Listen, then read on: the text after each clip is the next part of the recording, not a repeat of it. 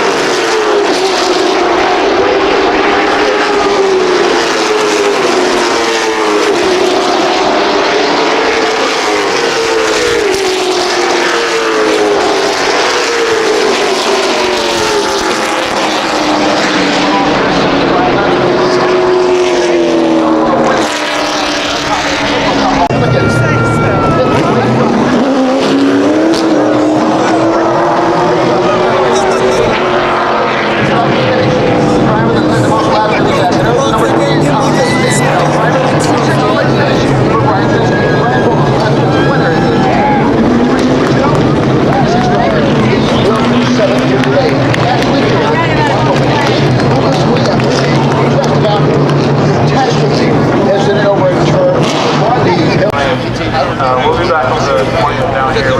We're working on it a little bit. We can talk around at 95. Well, we missed you. Sam Yarborough is out of the car. How about a big round of applause for our race winner? Inside here today.